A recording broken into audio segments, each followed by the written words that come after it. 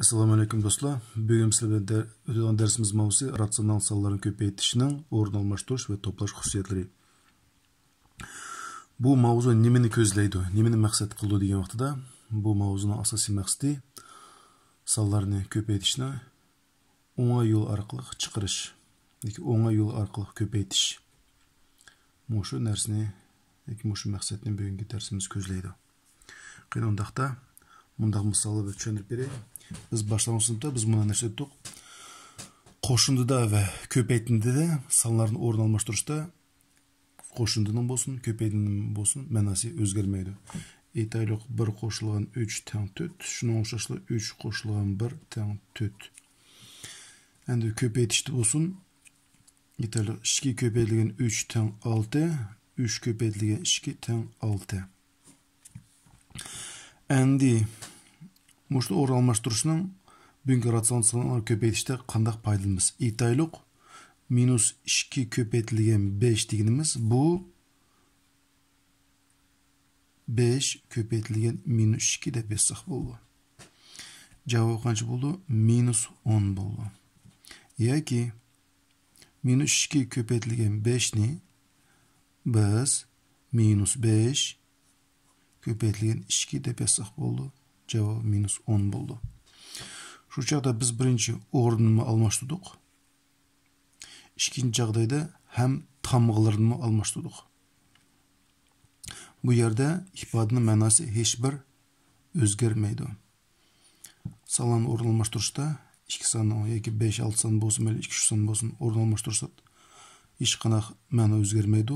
Tamg'larni o'rin almashtirishda hech qanday ma'no o'zgarmaydi. Aytaylik, yana bir misol qarashtirib aytaylik. -3 ko'paytirilgan 7,5 teng. Biz buni deb yozsak bo'ldi.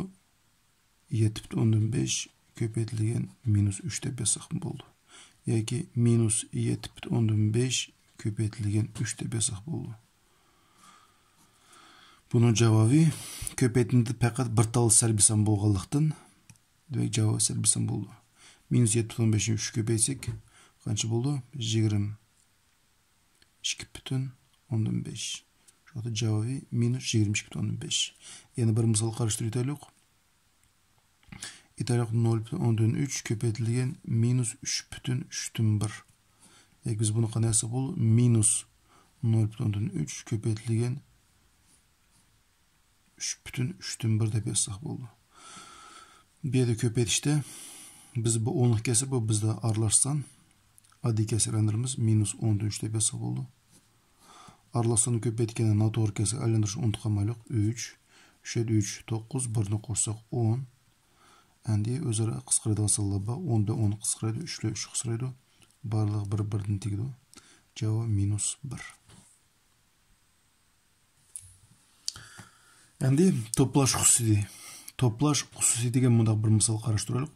Toplaş xususiyati deganimiz bu yerdagi asosiy maqsad qaysi sonlarni ko'paytirishda bizga qanday bu qo'laylik usul bo'ldi.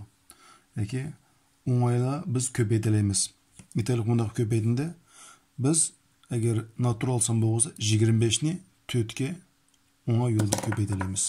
Demak, biz bu yerda toplash xususiyatini foydalanamiz. Buni buna yozgan bo'ldi. -2,5 köpeytirilgan -4 deb bir to'plab olib, köpeytirilgan -3 niyetini ayrim yozsak bo'ldi. Endi biz -2,5 ni -4 köpeytsek bizde javobi 10 bo'ldi. Chunki ikki salbiy sonni ko'paytirsa ijobiy son. Endi 10 ni -3,7 köpeytish hech bir qiyin emas. 10'lik köpeytganda faqat peşni bir o'rinla keyinga o'tkazamiz. Javob 37. Bizde 10 bu ijobiy son, -3,7 salbiy son. Ijobiy son ve salbiy son ko'paytsa salbiy son bo'ladi. Yoki bir tala salbiy son ko'paytindi bo'lsa javob salbiy son bo'ladi. Kelasi bundaq misol. Endi biz bu yerda sallarni o'zaro ko'paytib olaylik, ratsional sallarni. Şu bir tırnaq ichiga 2,5 dan 3 ko'paytirilgan minus 13'tün 5 dep biz olay. X'ni transferda yazıp koyay. Tamam. Bu iki sanı köpeyiş gerek bizden. Cevabı selbi san bolu. Çünkü bir talla minus urusma. Minus. Yani biz bunu İğizce oyumuzda na doğru kesir öndürülük. 2'de 5, 10. 3'ünü koysam 13. Demek bunun cevabı kaç oldu? 5'ten 13 oldu. 5'ten 13'ünü köpeytimiz kaçıya? 13'ten 5'ke. Barlarım kulu özara kıskıraydı. Şu cevabı bir 1 oldu. Bunu minustan kısa minus 1 oldu. Minus 1'ni x köpeytimiz. Minus 1'ni x köpeytsek minus x oldu. Yani x'in koefisiyenti her kaçan 1 badep oylashimiz kerak. Bu tamı bile minus 1 oldu koefisiyenti. Kelesi biz bunda hesap minus 1,125 köpeytilgen minus 0,14 AB A teng minus 8 B teng minus 2,5 bolsa ifadan manası tipinlar deydi. Biz A bile B'ni oruna tegiş salon koyuşumuz gerek. Onun için aldaki her bir sanını öz biç görüp A ifadesi manası kelgende A manası koyumuz. B harfini oruna kelgende B ifadesinin harfine oruna manası koyumuz. Minus 1,125 köpeytilgen minus 0,14 mana A harfi geldik. A harfiga oruna minus 8 koyumuz. B'nin oruna minus 2,5 koyumuz. Yani bu yerde biz toplaş usulunu paydımız. Qaysi salarını köpeytsek, özara köpeytsek biz oңай yol bilen eki kolaylık usulunu köpeyteleyimiz. U minus 1,125'ni 8 minus 8'ge minus 0,14'ni minus 2,5 köpeytiş bizge kolaylık buldu. Demek tırnak içiге 1,125 köpeytilgen 8 keles tırnakçıga 0,14 köpeytilgen 2,15. Elde sizler mundaq sual boluş mümkün. Nemişki barlıq ijabiy san ketdi, minusla ne ketdi deyişi mümkün. Biz minusdan sanıp göreylik qarаңlar. 1, 2, 3, 4. 4 dal minus, 4 dal salbiy sanı köpeydiz qanasan boldu? İjabiy san boldu. Eki minusla sanı cüp dal bolsa, uçaqda köpeydinde ijabiy boldu. Eğer minusla sanı tağ dal bolsa, uçaqda köpeydinde salbiy san boldu.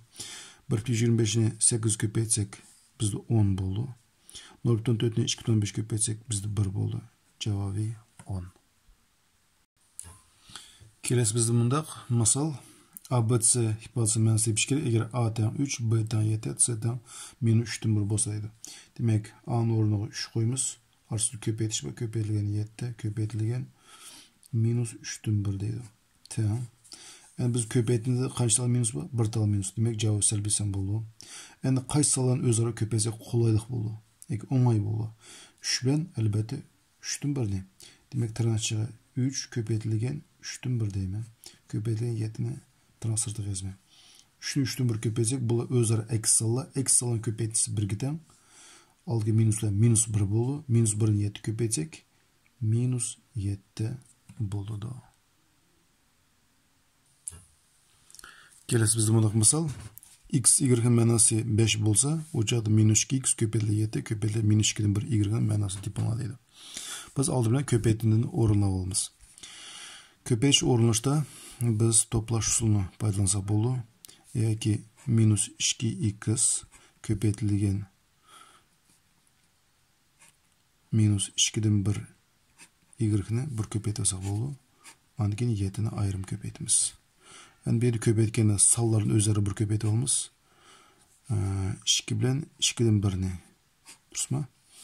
X, Y'nin sırtı yazımız. Köpeytken 7'de ayrım iz koysak boldu. Sol koyuşulur mümkün. Minus ana keti. 2 salbi sanı köpeytinisi ijabiy san boldu. 2'ni 2'den 1 köpeytsek, bu özleri eksi salla. Köpeytinisi kaç giden boldu? 1 boldu. 1'ni 7 köpeytsek 7'de. X, Y'ni öz bitçe izip koyma. Endi men şu çağda cevabım 7 x y çıktı. X y'nin manası kaç giden? 5 giden. Demek 7 köpeytilgen bir x y onu to'liq 5 bilen almashtırma. X o'rniga y o'rniga qanaqsan qo'ymaydi 5'imizni qatmaymiz. Bir x y o'rniga 1 dilla 5'ni qo'y deydi. Demek 7 5 35. Kelesi mundaq misal PQ'nun tamgısı aniqlanadi deydi. Tamga degan javobi salbiy san chiqamdi, ijobiy san chiqamdi. Yoki boshqa tushundaganda javobi minus bo'lamdi, plus bo'lamdi deydi. Endi biz bunday narsa bu yerda ko'paytib avar bo'lishning hech bir hojati yo'q. Biz sanaymiz minuslarni 1, 2, 3. 3 tal minusni ko'paytsa, javobi salbiy san chiqadi, minus bo'ldi. Endi Q 0 dan kichik deydi. Qanaqasi 0 dan kichik?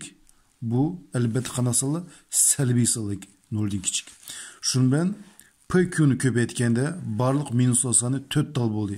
Mana 1, 2, 3 Q'ni o'zini tamg'isi bilan 4 bo'ldi.